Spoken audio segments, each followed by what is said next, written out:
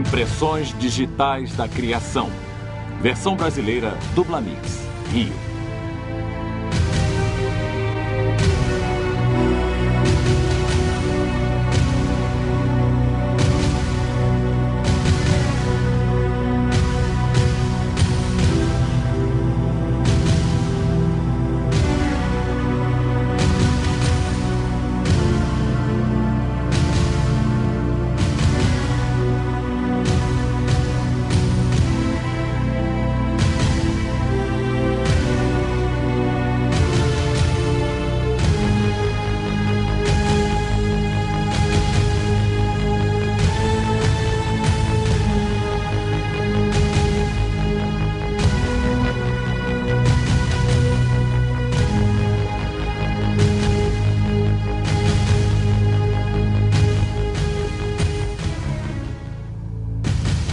Muitas teorias tentaram descrever quando e como nosso planeta foi formado.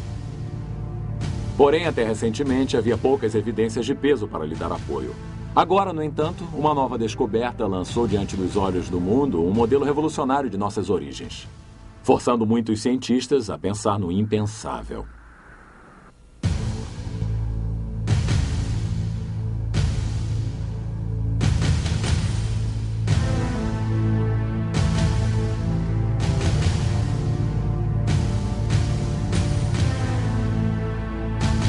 A evidência surpreendente e nova é encontrada nas profundezas da Terra, embaixo de camadas de rochas sedimentares em suas rochas primordiais, os granitos.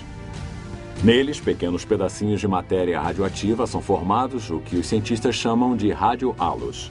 Eles deixaram vestígios reveladores, criando uma esfera descolorida ao redor deles. Os cientistas conseguem identificar precisamente que tipo de material ocasionou esses halos radioativos através da medição de seu tamanho.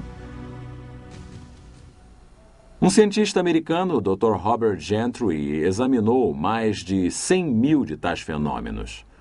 O Dr. Gentry descobriu uma espécie de halo radioativo que não deveria existir. De fato, de acordo com todo o princípio básico da teoria evolutiva, não poderia estar lá. É impossível. Porém, após anos de experiências e de testes, agora não restam dúvidas. Eu identifiquei radiohalos de polônio nos granitos da base da Terra. Na América, Canadá, na Escandinávia, na Europa, na Rússia, no Japão e em Madagascar. Isso é extraordinário, porque esses isótopos de polônio possuem uma existência fugaz. Uma vez eu identifiquei a ocorrência de polônio 218 por alguns minutos, antes que se decompusesse em outro elemento. E apesar disso, esse elemento radioativo deixou marcado seu halo identificador no granito sólido, principalmente nessas amostras das White Mountains em New Hampshire e de Eiji, no Japão. No granito, os halos são encontrados nesse mineral escuro chamado mica. A mica precisa ser cortada bem fina ou retirada com uma fita adesiva, então colocada numa placa de vidro antes que os halos possam ser observados.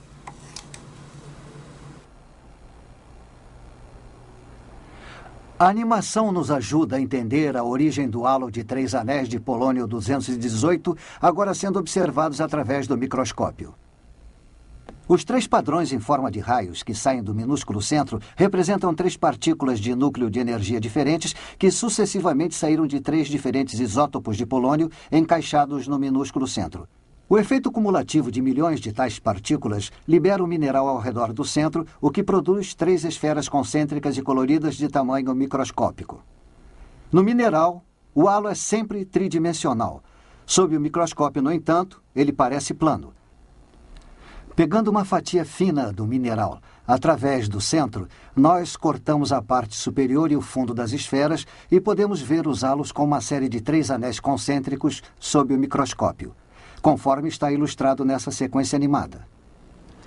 De acordo com todas as teorias científicas atuais, os granitos, tais como esta amostra de Price Peak no Colorado, são originários de um estado derretido da matéria, resfriado, cristalizado e endurecido por milhões de anos. Porém, se assim fosse, a radioatividade produzida pelo polônio jamais poderia ter sido captada. Teria se decomposto muito antes que a rocha se solidificasse. Os grãos de polônio que criaram estes radiohalos estavam profundamente situados no granito.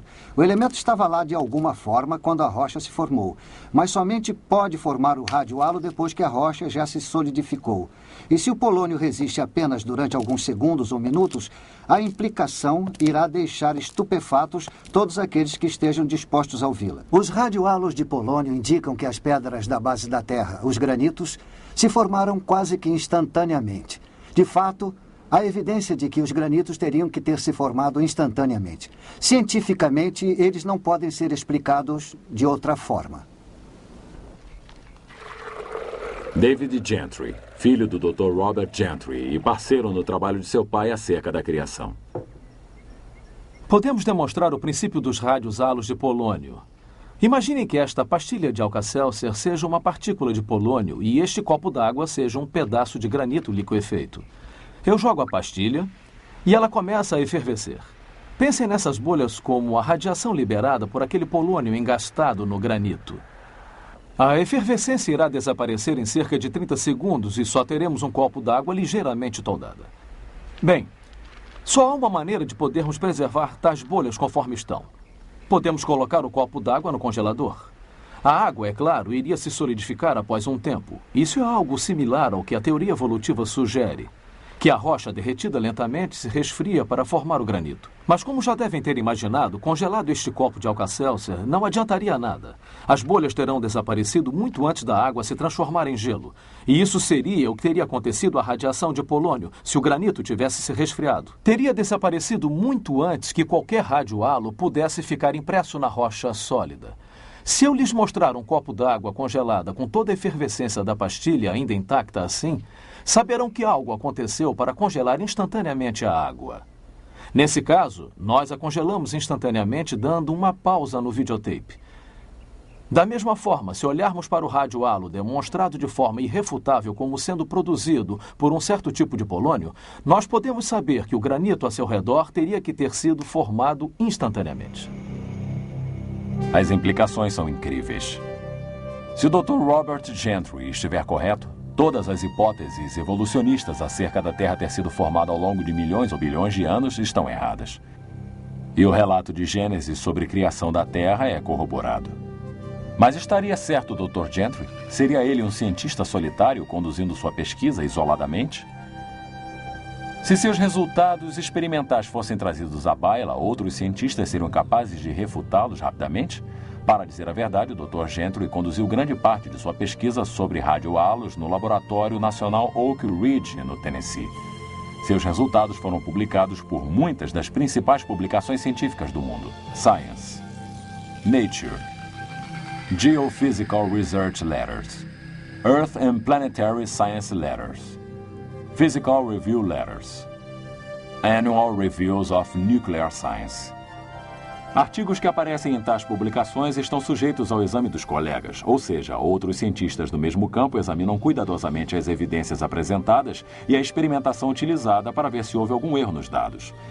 Até agora, parece que ninguém conseguiu contradizer os resultados do Dr. Gentry. Ninguém conseguiu encontrar alguma falha em sua teoria. Em dezembro de 1981, o Dr. Robert Gentry foi intimado a depor num julgamento no Arkansas, onde a Comissão de Direitos Civis da América tentava impedir o ensino da teoria criacionista nas escolas públicas daquele estado. Ele apresentou seus resultados aos radiohalos de polônio como prova de uma criação instantânea dos granitos. A comissão trouxe um geólogo dos mais renomados, Dr. Brad Derribble, para testemunhar a favor da evolução. Porém, no banco de testemunhas, nenhuma evidência científica pôde desafiar essa descoberta a favor do criacionismo. E, ao invés disso, ele foi referido como citando um pequeno mistério que não podemos explicar. Com tal conhecimento, vamos voltar para obtermos um quadro maior para colocarmos em perspectiva tal descoberta revolucionária. Em particular, como é que isso afeta a idade da Terra? Todas as tentativas para estabelecer a idade da Terra estão baseadas na decomposição da radioatividade. Como elementos como o urânio e o polônio são instáveis, seus átomos tendem a se decompor através da perda de partículas alfa. Ao longo de um período de tempo, átomos instáveis se decompõem através de uma cadeia até chegar a um outro átomo estável totalmente diferente. O urânio instável, por exemplo, poderá se tornar num tipo de chumbo. Os cientistas observaram que os elementos radioativos se decompõem na atualidade a índices incrivelmente constantes. Eles conseguem predizer precisamente se um elemento irá passar por cada um dos vários estágios existentes na cadeia de decomposição se o índice atual persistir. Os geólogos achavam que poderiam usar o índice de decomposição para precisar a era geológica, a idade das rochas. Eles estudaram rochas que continham amostras de elementos radioativos. Utilizando um equipamento científico complexo, eles examinam vestígios de urânio no granito, por exemplo, e calculam precisamente quanto de urânio se decompôs em chumbo na rocha. Então, baseados nos índices atuais de decomposição, eles se reportam à era quando aquele urânio começou a se decompor. Este, afirmam eles, seria o ponto de origem da rocha. Um pedaço de rocha de granito foi colocado nesse equipamento, que é uma microsonda medidora de íons. Ela mede a proporção de urânio até o chumbo numa determinada amostra. Imaginando o processo de decomposição atual seguindo ao contrário, teorias convencionais sobre a idade da Terra nos dizem que esta rocha aqui na máquina tem 1 bilhão de anos de idade. A questão é, estariam essas teorias corretas? As técnicas para precisar a idade se baseiam no mesmo princípio. Os índices atuais de decomposição radioativa, que são constantes, são usados para computar o que os cientistas imaginam ter acontecido no passado. Isso envolve uma premissa. Não há nada discutível a respeito do índice de decomposição de vários elementos instáveis. Isso foi estabelecido através da observação e medidas como fatos científicos. E a proporção de urânio com relação ao chumbo em várias amostras de granito não está em questão. Porém, o que não foi alvo de observação e de medição foi o que aconteceu no passado distante. Isso até a descoberta do Dr. Gentry, como veremos. Todos os métodos convencionais de determinação da idade da Terra são baseados numa grande premissa. O que está acontecendo agora é exatamente o que aconteceu em todos os pontos desde o início dos tempos até o presente. Este é conhecido como sendo o princípio uniformitarista, que diz que a lei natural pode explicar tudo e que nenhum milagre feito por Deus jamais ocorreu. Outra ilustração pode nos ajudar a compreender como isso se relaciona à idade da Terra. Imaginem que esta torneira pingando represente o índice atual de urânio se decompondo em chumbo. E este balde parcialmente cheio com água represente o chumbo acumulando nas rochas de granitos que escavamos na crosta terrestre. Agora podemos medir precisamente quantas gotas caem por segundo. E podemos medir precisamente quanta água há dentro do balde. Dessa forma podemos calcular há quanto tempo a torneira vem pingando. Tudo isso está muito bem. Mas digamos que em algum momento tenha se tornado um filete constante. Mesmo que temporariamente. Então, mesmo que saibamos precisamente os índices de decomposição atuais e a proporção atual de urânio para o chumbo nos granitos com precisão, tais fatos não nos dizem nada a respeito da época em que a rocha foi formada, a não ser que a decomposição do urânio tenha sido constante. O que os radiohalos de polônio demonstram claramente é isto. Em determinado momento, o princípio uniformitarista foi rompido e algo muito diferente aconteceu no passado. Algo que questiona o índice constante de decomposição radioativa. Para vermos se foi assim, precisamos entender como os halos de polônio e de urânio foram descobertos, ou seja, como foram considerados separados e distintos dos halos formados pela decomposição do urânio. A maioria dos radiohalos exibem vários anéis concêntricos com dobras descoloridas e de uma forma um tanto diferente. Eles parecem um alvo de dardos.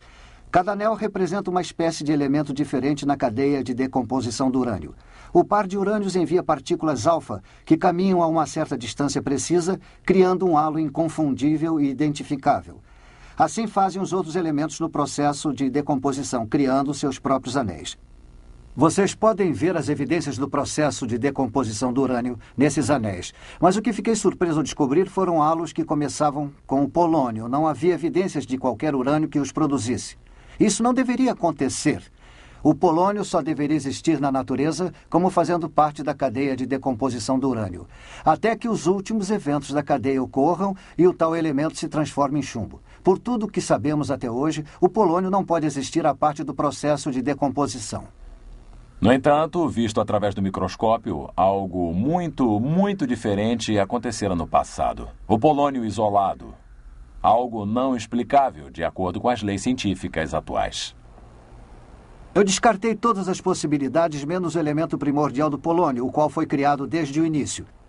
Uma das experiências que descartou o urânio e que confirmou o polônio primordial como a causa dos halos de polônio perdidos em granitos foi realizada com a microsonda de íons.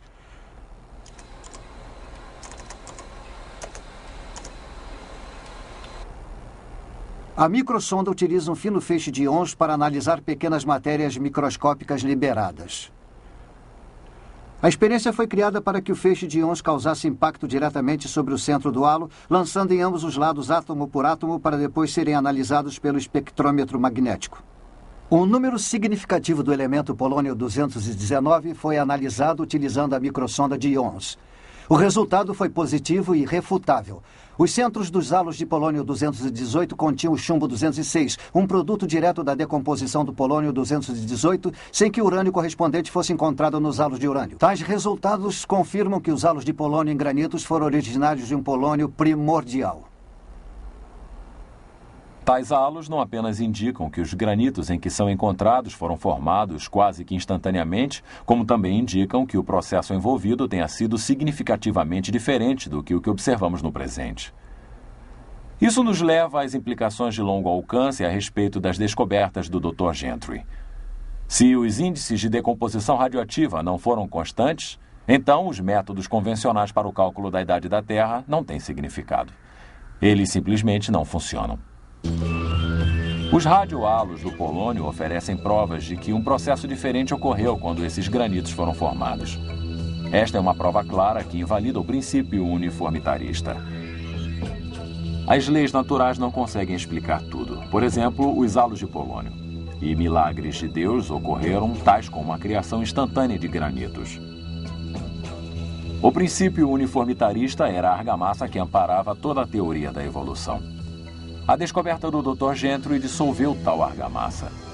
As sólidas evidências dos radiohalos de polônio contradizem de maneira definitiva o princípio uniformitarista e colocam uma ameaça para toda a teoria evolucionista na qual os cientistas investiram com tanto empenho durante um século e meio. Resumindo, os radiohalos do polônio e o princípio uniformitarista não podem coexistir ambos no mesmo universo. Tem que ser um ou o outro.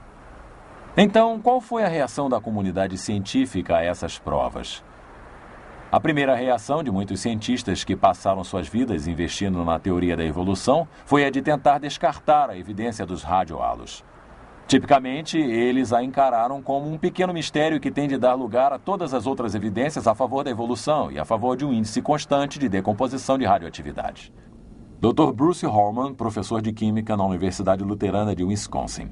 Qualquer cenário para a formação da Terra tem que explicar como os halos de polônio foram formados nos granitos. Se pensarmos que a Terra sofreu um resfriamento ao longo de milhões de anos, há uma contradição, não importa como a encaremos. Porém, pode ser facilmente explicada se pensarmos que a Terra foi criada por Deus da maneira descrita pela Bíblia. Robert Gentry vem publicando seus trabalhos há muitos anos na literatura científica e sobre vários assuntos. Seus resultados sobre os halos de polônio estão nos jornais científicos há 25 anos e não puderam ser refutados no julgamento do Arkansas. O que me surpreende é a má vontade da comunidade científica em trazer seu trabalho para o centro da discussão científica numa terra que se orgulha da liberdade de pesquisa e de expressão. Nós devemos ao Dr. Gentry a oportunidade de compartilhar seus resultados, suas descobertas e suas aplicações a respeito. Por que a comunidade científica não levou essas evidências ao centro da discussão? A essência da ciência é a de testar todas as teorias através de repetidas experiências. Foram assim que as leis básicas da física e da química foram descobertas. Foi assim que os resultados do Dr. Gentry foram obtidos. Se algo está errado, por que os evolucionistas não refutaram, publicando seus resultados nos jornais científicos, onde seus trabalhos foram publicados? Os evolucionistas teriam enchido as páginas das publicações científicas refutando as provas a favor do criacionismo se pudessem ter feito isso. Sua ausência expõe o que há muito tempo tem sido um grande segredo na ciência. Os evolucionistas cometeram um erro colossal criando a teoria de uma Terra que se desenvolveu sobre a premissa de que os granitos se formaram naturalmente, sem ter evidências científicas sólidas para apoiar tal premissa. Sua incerteza foi amplamente expressada através de um comentário feito por um renomado geólogo que se pronunciou no Simpósio Internacional sobre a origem do granito em 1947. Senhor presidente, senhoras e senhores, é um prazer fazer parte de uma discussão desse tipo, por 2 motivos. Em primeiro lugar, os jornais e o rádio nos trazem diariamente problemas e nos ameaçam com consequências drásticas se não os solucionarmos. Nesse simpósio, nós tratamos de um problema que, na verdade, é um velho amigo. Tal problema remonta, na verdade, a todos os anos durante os quais houve uma ciência da geologia. Jamais ficamos satisfeitos em termos encontrado uma solução. E, portanto, devemos notar que nenhuma consequência grave surgirá se não chegarmos a tal solução. D. A origem do granito, Sociedade Geológica da América, Memoir 28, F. Fitz Osborne, Universidade Laval, Montreal. Apesar dessa atitude de descaso, os geólogos teriam bons motivos para se preocuparem com a origem dos granitos, mesmo antes das evidências sobre os halos de polônio terem sido publicadas. Esta rocha é a riolite. Ela se formou quando o granito se derreteu na terra, forçou seu caminho para a superfície e lentamente se resfriou. Seus cristais são quase que microscópicos e de cor clara. Em contraste, o granito possui minerais escuros que contêm os halos de polônio e seus cristais são muito maiores. Os geólogos esperavam estar certos ao assumir que o granito se formou através do lento resfriamento nas profundezas da Terra, mas desde o início eles obtiveram evidências de que tal premissa estava errada. Esta riolite, formada através do lento resfriamento a uma profundidade de 555,3 metros, exibe apenas diminutos cristais. Não é um granito. Então, os geólogos teriam que presumir que os granitos se formariam a uma profundidade bem maior. Na década de 60, os geólogos derreteram pequenos pedaços de granitos e deixaram que esfriassem lentamente sob condições de calor e de pressão existentes a grandes profundidades na Terra. Esta é uma pedra produzida em tais experiências. Tem apenas pequenos cristais, como uma riolite. Não tem cristais grandes, não tem cristais escuros. Não é granito. Os halos de polônio nos dizem que os granitos se formaram pela criação, não por processos naturais. Os granitos contêm a assinatura da criação. Riolites e pedras criadas em laboratório não têm. É tudo bastante simples. Apesar de tais fatos, em 1987, geólogos ainda tratavam da origem dos granitos como em 1947, quando foi mencionado como sendo um velho amigo. O simpósio de 1987 terminou com o seguinte lamento. Conforme foi bem documentado pela discussão durante esta reunião, muitas antigas questões ainda são debatidas. Eu espero que daqui a 100 anos não estejamos debatendo as origens dos granitos. Professor W.S. Fife, Departamento de Geologia, Universidade de West Ontário, Canadá. Porém, 4 anos mais tarde, em 1991, geólogos no segundo simpósio de Hutton sobre a origem dos granitos e rochas correlatas não conseguiram realizar seu desejo e as mesmas questões foram debatidas. O geólogo Dr. Andrew Snelling, da Fundação Criacionista Científica da Austrália, examinou as evidências de campo quanto à origem dos granitos e considera as possibilidades de sua criação. O estudo da geologia se dedica a pesquisar a história da Terra e a origem das rochas que cobrem a superfície da Terra. Então, se estudamos a origem dos granitos, é uma coisa importante, porque não é apenas uma questão isolada.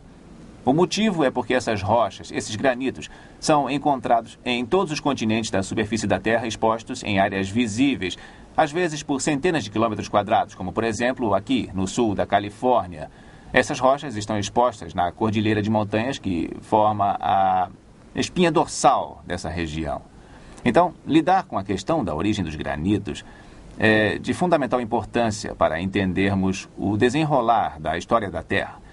Quando respondemos à pergunta sobre a origem dos granitos, nós podemos nos reportar à literatura científica convencional, onde há a ideia que a maioria dos cientistas propõe de que tais rochas, os granitos que vemos aqui expostos nessas montanhas atrás de nós, se originam da época em que um material aquecido chamado magma existia nas profundidades abaixo da superfície da Terra. Eles supõem que ele tenha se resfriado lentamente ao longo de vários milhões de anos. E eu sugiro que milhões de anos de erosão do material que cobria o granito tenha agora sido exposto à nossa visão para que nós estudemos a questão. É isso que lemos na maior parte da literatura, se não em todos os livros.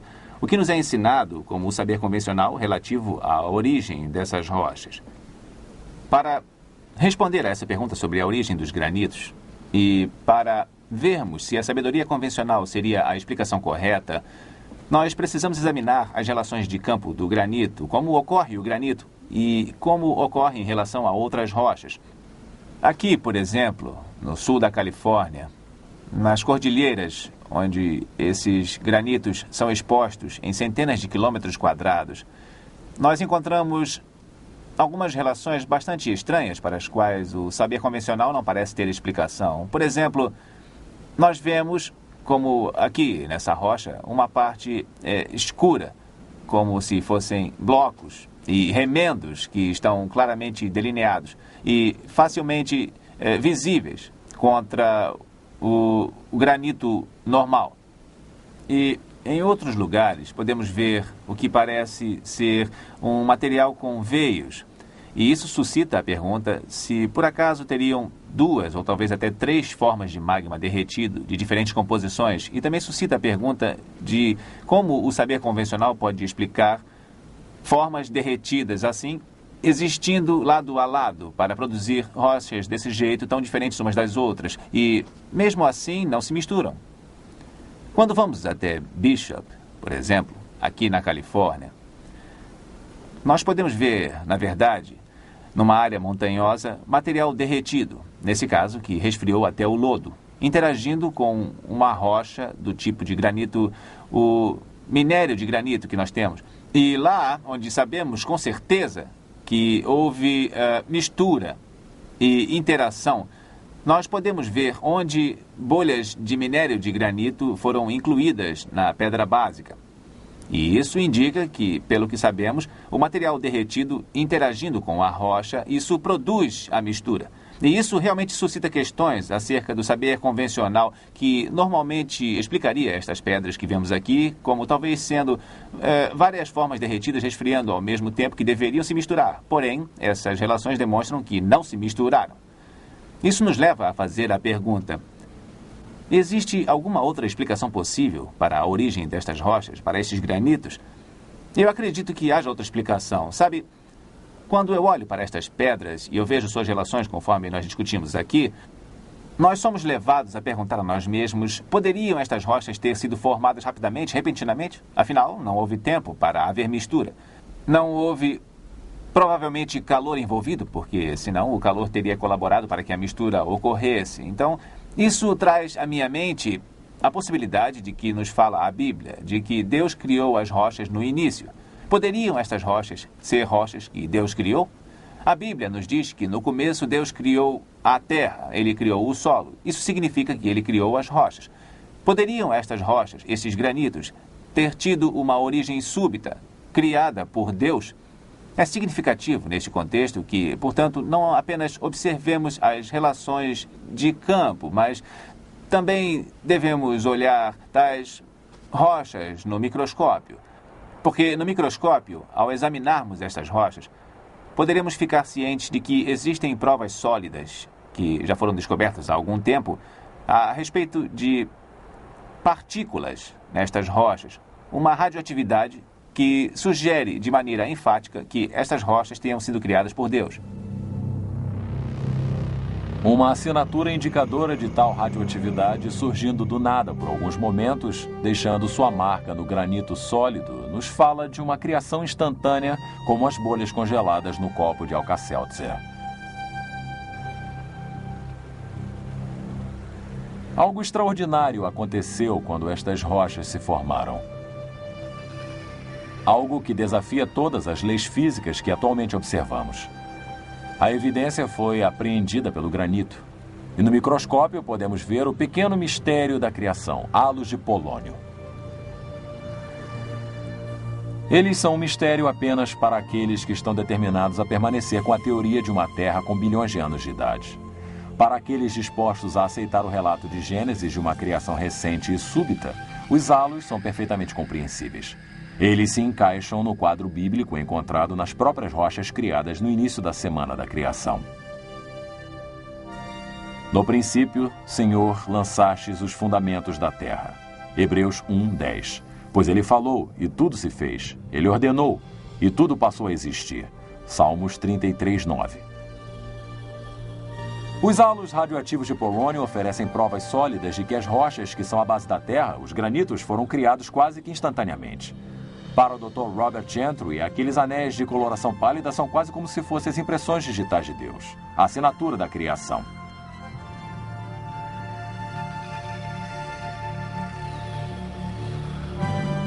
Para maiores informações, leiam o livro do Dr. Gentry, O Pequeno Mistério da Criação. Para obter seu exemplar, ligue para 1-800-467-6380. Em nosso próximo vídeo, A Verdadeira Idade da Terra, iremos apresentar evidências científicas que irão provar que a Terra foi criada recentemente, refutando a teoria de que a Terra tenha sido formada ao longo de bilhões de anos através de eras evolutivas.